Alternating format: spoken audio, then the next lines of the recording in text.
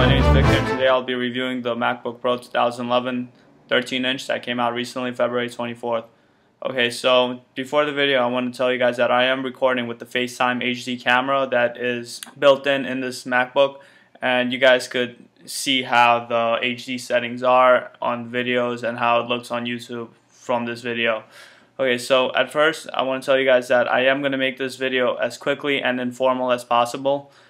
And I'll break it down in three parts.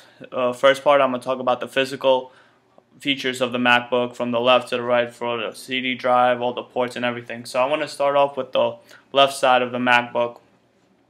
And in the left side of the MacBook, we first have is the charging, the charge port, which is pretty convenient. It's the magnetic charge port, which basically means it's magnetized to it, and if somebody like trips on the wire, it just pops off right automatically, and it doesn't push the laptop or anything, so your laptop will be safe if somebody trips on the wire and causing the wire to pop off. Next we have is the built-in FireWire port, which I personally think it's useless. I don't know why MacBooks, Apple generally still has these FireWire ports in this Apple MacBook Pro. I think it's a waste of space, and they're better off putting like a USB instead.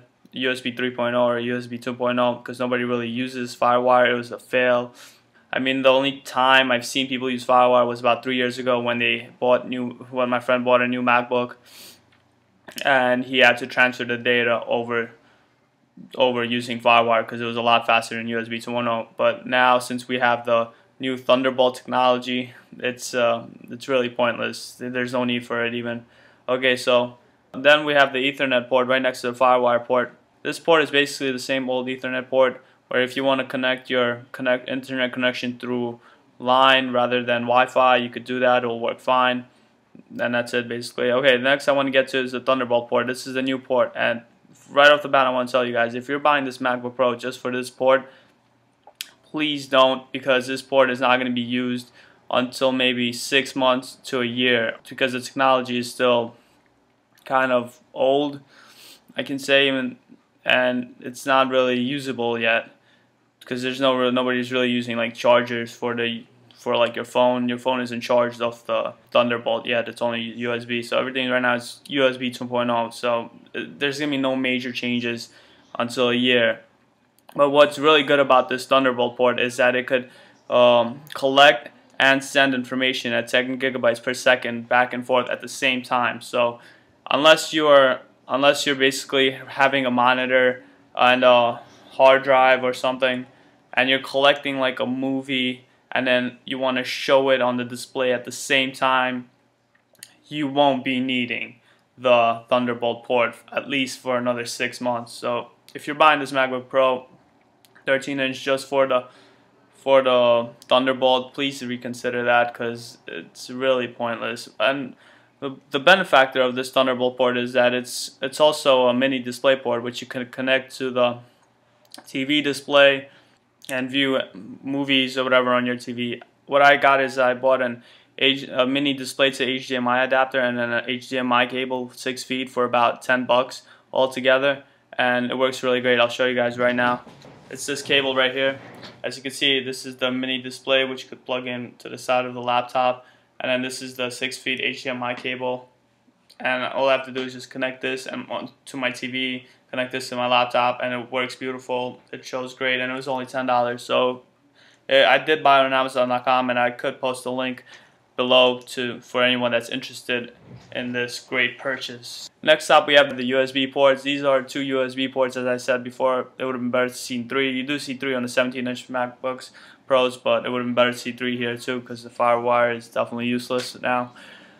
These are basically USB ports. You could use them for anything: to charge your iPod, to charge your phone, to collect music, pictures, videos, whatever, back and forth from your portable device to your computer. Next up, we have the SD card slot.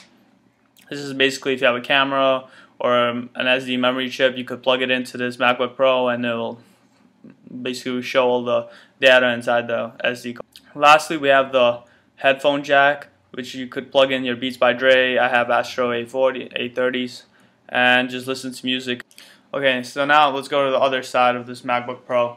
On the other side of this MacBook Pro, we do have the CD drive, or the optical drive, and some people hope that it would have been gone. Apple would remove this and put an extra graphic card or HD hard drive for more space.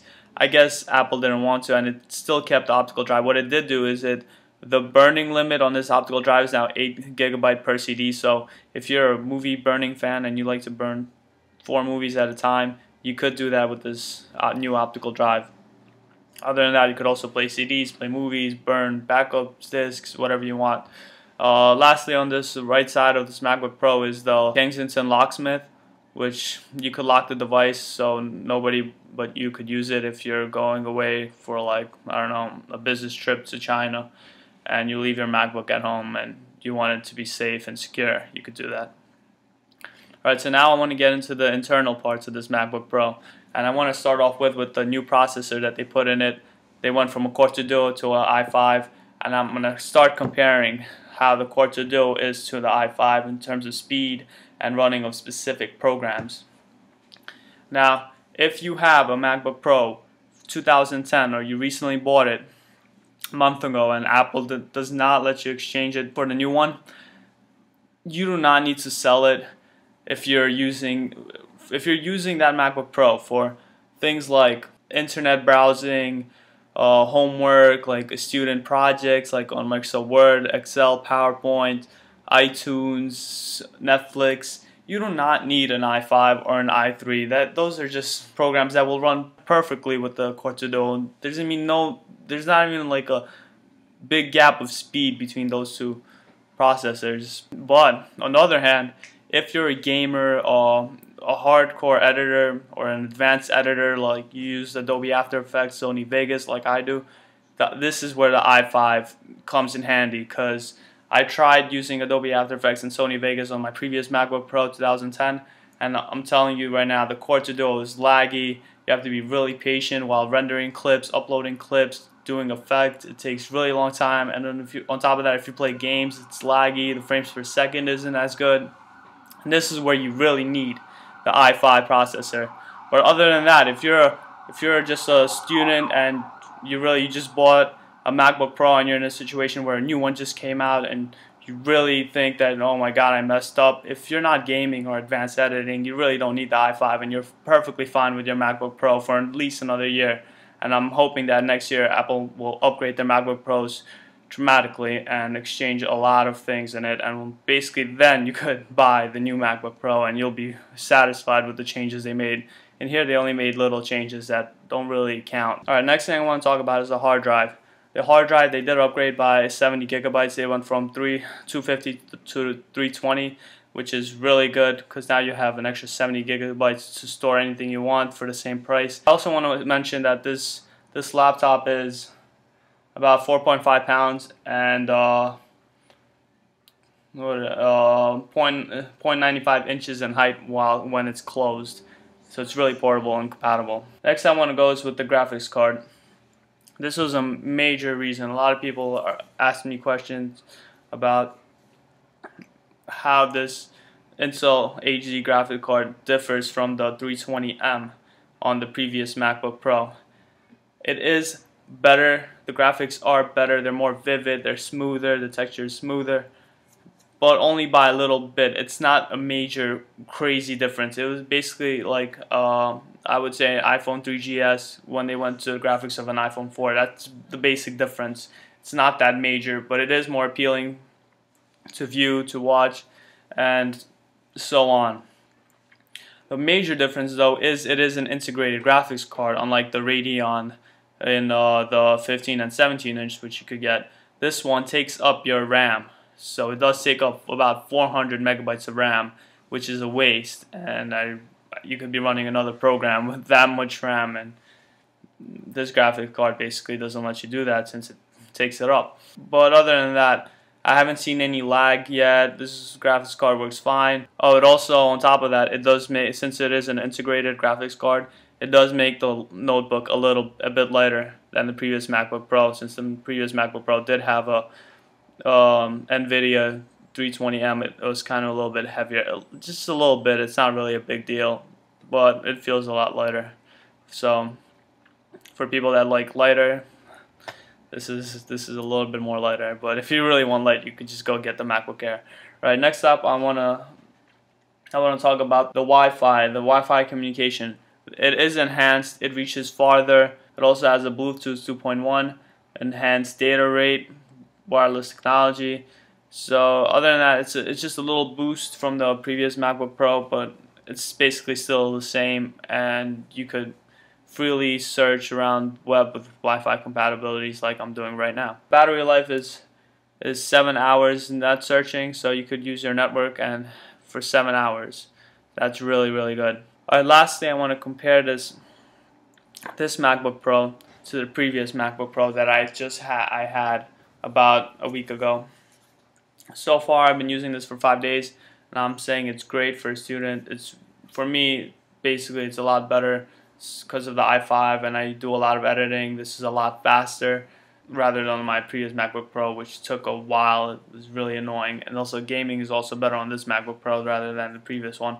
Other than that, they're basically the same. The keyboard just maybe lights up a little bit more. At night you could see better, but other than that, it's basically the same thing. I recommend this MacBook Pro for people who do advanced programming and want to have like a light, compatible, portable, whatever you want to call it, notebook to go anywhere with you, and you could at work, on the train, in the airplane, do your work, editing, whatever you want to do. This is a really good product to buy, and for me it's definitely really good. It's really convenient also. And that's about it, guys. Hope this video helped you to decide on purchasing this new MacBook Pro, selling your old one to buy this new MacBook Pro. If you guys have any questions, please post down below. I will gladly answer as many as I can within my time period, because I do have to write an English paper. Also, another person asked me to type down the recording time of this video. Since this is 720p HD and this video is about 12 minutes, I will write down on the description of how long it took me to render this video on iMovie. Alright, that's it, guys. Have a great day.